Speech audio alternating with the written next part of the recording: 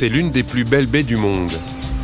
La baie de Somme est le plus grand estuaire du nord de la France, avec ses kilomètres de vagues de dunes et ses étendues de sable toujours mouillées. La rivière, aux cours changeants, dessine de frêles rubans d'eau, des prairies et des étangs.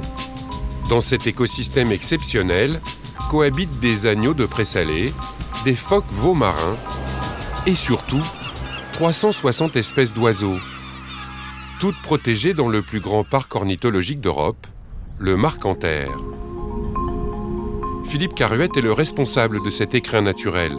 Chaque matin, avant l'ouverture au public, il retrouve ses petits protégés. Ce matin, on a de la chance parce qu'il y a les premières échasses qui sont arrivées. L'échasse blanche, c'est vraiment un petit échassier avec des longues pattes roses qui arrivent d'Afrique équatoriale. Et on regardait aussi, on voit là encore 2 avocettes là, qui arrivent, ça c'est génial, ça. On les entend là. Elles vont toujours tourner, voir s'il n'y a pas de danger, voir s'il y a d'autres avocettes de poser. Hop là. Ah, il y a un concert d'huîtriers épis là. On entend les huîtriers épis. Et puis on a les cigognes qui sont sur leur nid. Ah voilà, la revoit. Ah, génial, elle a été se baigner. Salutations. Vous n'arrivez jamais à la maison sans dire bonjour. Donc ça resserre les liens du couple, ça affirme le territoire sur le nid. Et ils vont se relayer pour couver. Là, les cigognes reviennent de migration, elles viennent juste de revenir. Pour une fois, on arrive à distinguer le mâle de la femelle parce que la femelle est toute jaunâtre. C'est les terres d'Afrique, les terres du Niger, du Mali, la latérite qui a coloré le plumage. Et le mâle, lui, est vraiment blanc pur. Probablement qu'il a passé l'hiver en Europe, soit dans la région, soit en Espagne, soit au Portugal. Ah, il y a une tentative d'accouplement là.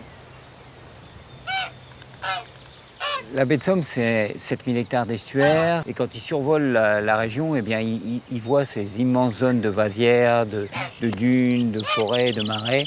Et c'est ça qu'ils vont rechercher avant tout. Il est 10 heures. Le parc a ouvert ses portes. Pour transmettre sa passion, Philippe est partout. Il partage sa longue vue et ne rate rien. Ça, c'est top, avec les fines pattes roses. Ça, c'est vraiment un bel oiseau. Je crois que l'observation de la nature, c'est peut-être le loisir le plus accessible à tous.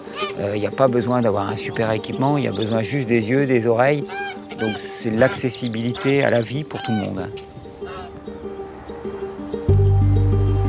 En baie de Somme, la terre n'est jamais complètement recouverte et la mer jamais totalement découverte. Au rythme des marées, le spectacle est grandiose. Dominique Coquet est guide. Il connaît tous les secrets et les pièges de cet espace à fleur d'eau.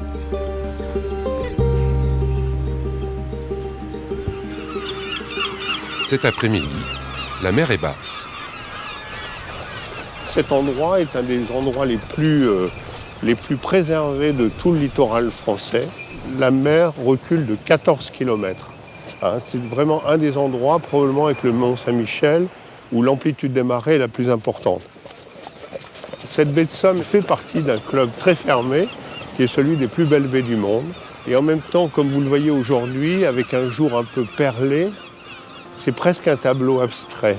C'est-à-dire c'est quelque chose dans lequel les gris et les beiges se trouvent complètement mélangés.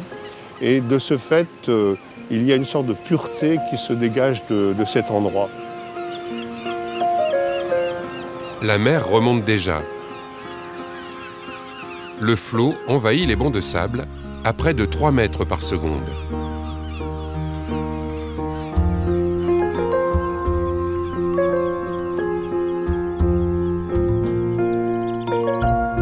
La lumière du soir éclaire le plus beau site du parc ornithologique, la Héronnière, où nichent 6 espèces de grands échassiers. Alors là, une spatule blanche tout en haut du pin.